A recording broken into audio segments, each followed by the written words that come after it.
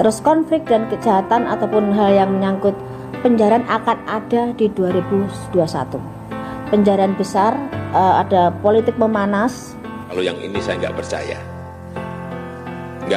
kalau yang ini.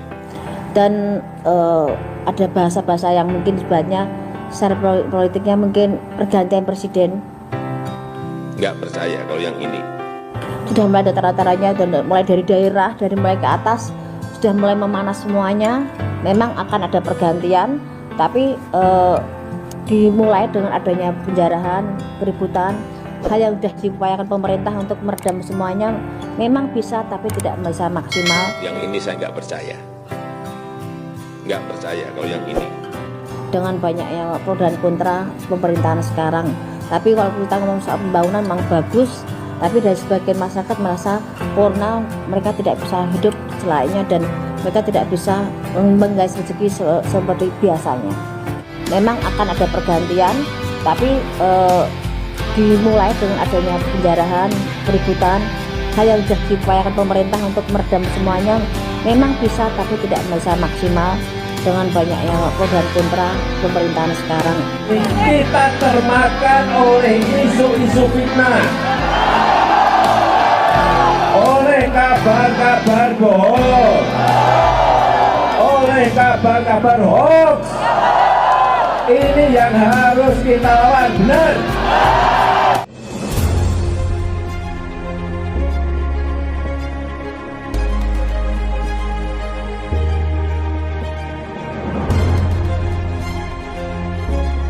Nah, saya diminta oleh banyak orang untuk memberi tanggapan dari seorang peramal atau paranormal, whatever biasa disebut. Saya kurang begitu mendalami, tetapi saya dapat beberapa link-link video dari YouTube yang saya mau berbagi sedikit. Program ini bukan untuk saling menyerang, saling menyatakan kesalahan, bukan. Tapi program ini adalah program yang perlu untuk saling membangun demi Indonesia yang penuh dengan damai sejahtera, dan Indonesia yang sesuai dengan Pancasila yang hukum pertamanya adalah ketuhanan yang Maha Esa. Jadi saya mulai dengan Imamat pasal 11 ayat 26 bagian B.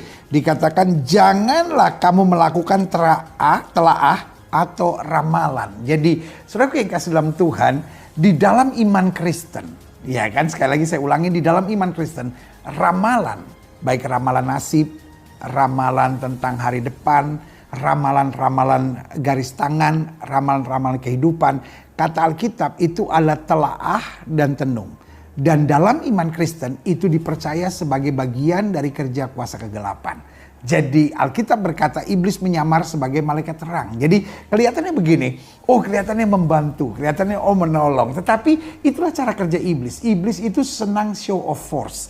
Iblis itu tidak maha tahu, tapi senang untuk menunjukkan dirinya kayak tahu. Supaya apa? Supaya manusia terbelenggu. Makanya Alkitab bilang pencuri itu datang hanya untuk mencuri, membunuh, dan membinasakan. Jadi yang pertama dia curi perhatian kita dulu supaya kita kagum.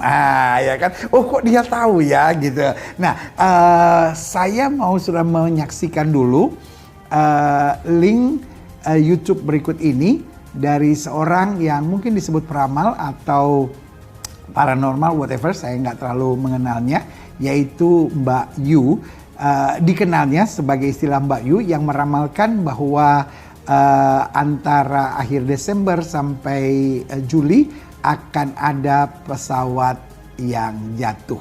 Dan jelas dikatakan ada merahnya, ada birunya, dan kemudian betul pesawat Sriwijaya, dengan segala hormat dan sedih saya dan juga simpati saya dan rasa empati saya mendoakan buat keluarga yang ditinggalkan.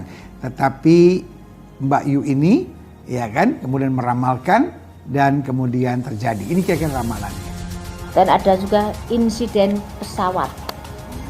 Insiden pesawat akan ada lambang warna merahnya dan ada yang biru, cuman insidennya nggak terlalu berat yang biru, tapi yang ada warna merahnya bermasalah dan ada korban jiwa. Itu terjadi di antara pertengahan sebelum bulan Juli, dari mulai sekarang saya hitung maju sebelum bulan Juli sudah ada kasus tersebut. Tapi harapan saya yang saya sebutkan kalau itu jadi kejelekan jangan sampai terjadi. Kita semua kepengen selamat, rezeki juga aman, tidak terjadi apapun itu ya. Amin. Nah, sebagian saudara mungkin berpikir gini, wah ini berarti orang sakti, ramalan yang tepat. Saya tidak memberi tanggapan apakah beliau orang sakti atau tidak, ya kan? Tetapi izinkan saya menjelaskan dalam pemandangan iman Kristen, kenapa ramalan bisa terjadi. Karena ramalan kemudian menarik energi negatif dari orang-orang. Karena iblis senang dengan kehancuran, kecelakaan, dan kematian. Karena iblis senang meminta darah, gitu ya kan? Dan kutuk darah ini, ya kan, itu yang dibutuhkan oleh iblis. Nah, cara kerjanya dia menyerap energi negatif dari orang untuk mempercayai ini akan terjadi, ini akan terjadi, ini akan terjadi, dan kemudian akan terjadi. Dan setelah itu akan menciptakan hal-hal lain. Nah, kemudian ada juga ramalan yang saya juga nggak tahu apakah ini sebelum atau sesudahnya, yaitu tentang akan adanya penjarahan, kerusuhan, dan juga pergantian kepemimpinan nasional. Ini dia. Konflik dan kejahatan ataupun hal yang menyangkut penjarahan akan ada di 2021. Penjarahan besar, ada politik memanas, dan ada bahasa-bahasa yang mungkin sebenarnya secara politiknya mungkin pergantian presiden. Sudah mulai ada tanda-tandanya, mulai dari daerah, dari mulai ke atas, sudah mulai memanas semuanya. Memang akan ada pergantian, tapi dimulai dengan adanya penjarahan, keributan, hal yang sudah diupayakan pemerintah untuk meredam semuanya memang bisa, tapi tidak bisa maksimal dengan banyaknya pro dan kontra pemerintahan sekarang. Tapi kalau kita ngomong soal pembangunan memang bagus, tapi dari sebagian masyarakat merasa karena mereka tidak bisa hidup selainnya dan mereka tidak bisa menggais rezeki seperti biasanya. Ya, saya tidak menanggapi yang pertama. Tapi kalau ditanyakan bagaimana pandangan iman Kristen, sederhana. Orang-orang ini akhirnya menyerap atau pandangan-pandangan ini menyerap energi-energi negatif dari orang.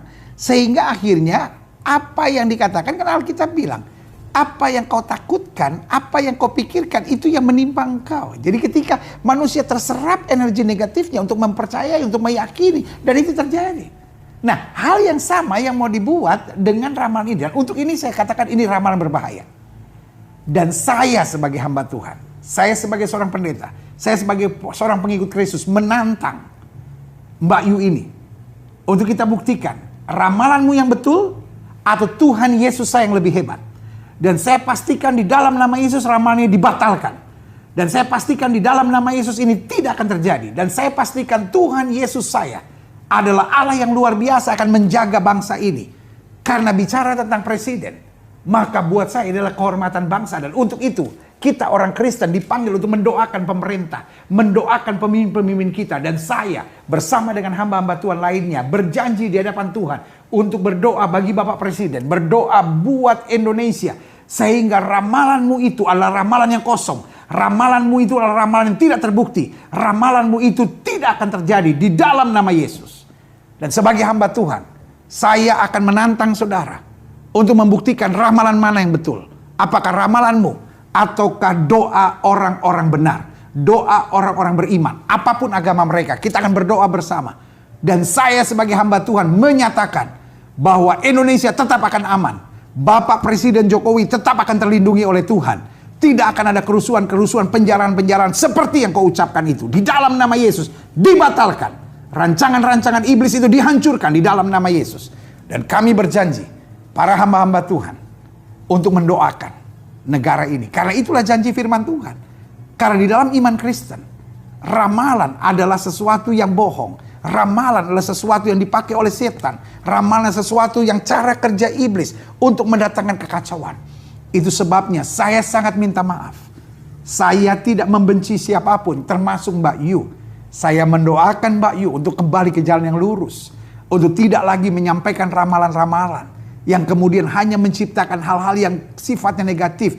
Kita orang-orang beragama, kita orang-orang beriman, duduk dan berdoa, itu yang lebih penting. Duduk dan beribadah, itu lebih penting daripada menyampaikan ramalan-ramalan.